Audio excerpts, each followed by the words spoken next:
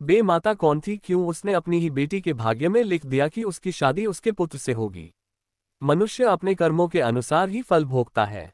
जन्म से लेकर मरण तक उसका जीवन उसका कर्म तय करता है। हिंदू मान्यताओं के अनुसार छठी के दिन ही बच्चों की किस्मत लिख दी जाती है। वो किस्मत कौन लिखता है? बेमाता बच्चों की छठी के दिन उसके लेख लिख देती है कि उसके भाग्य में क्या होना है और क्या नहीं होना है। तो कौन है बेमाता? बेमाता भाग्य की देवी है जो बच्चे के जन्म लेते ही उनके लेख लिखती है। उनके एक हाथ में किताब है और दूसरे में फरसा है। माता कात्यायनी का ही रूप है। बेमाता से जुड़ी एक बहुत ही रोचक कहानी है कि वह अपनी बेटी के भाग्य में दुर्भाग्य क्यों लिख देती है। तो आइए जानते हैं। बेमाता की बेटी उन्हें हर रोज किताब में कुछ लिखते हुए देखती थी तो उसे जिज्ञासा होती तो अपनी माँ से पूछती कि माँ, आप किताब में रोज क्या लिखती हो?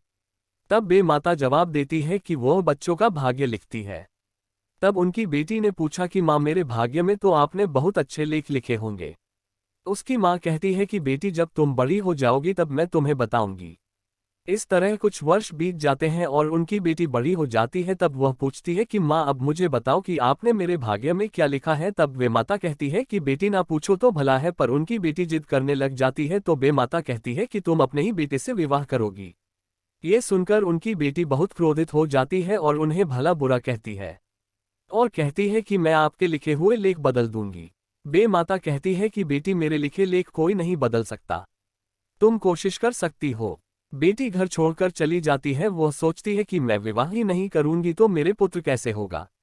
वह एक छोटी सी कुटिया में रहने लग जाती है और घर से बिल्कुल भी बाहर नहीं निकलती।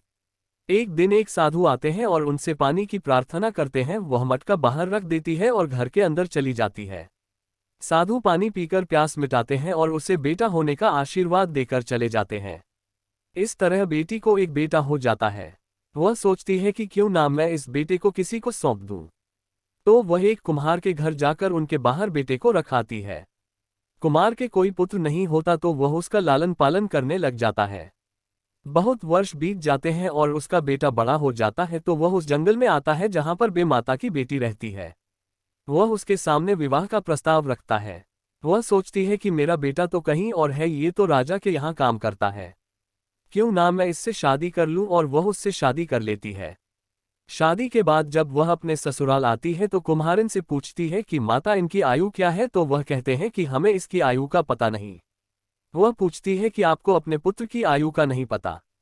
तो कुमार कहता है कि यह मेरा पुत्र नहीं है, ये हमें मिला था, हमारे कोई संतान नहीं थी, इसलिए हमने इसे इसका पालन पोषण किया है। ये सुनकर बेटी चौंक जाती है और पूछती है कि वह कपड़ा कहाँ है जिसमें यह आपको मिला था। कुमार वह कपड़ा दिखाता है। वह समझ जाती है कि यह वही कपड़ा है जिसमें मैंने अपने बेटे को लपेट कर दिया था। इसका मतलब यह है कि यह मेरा ही पुत्र है।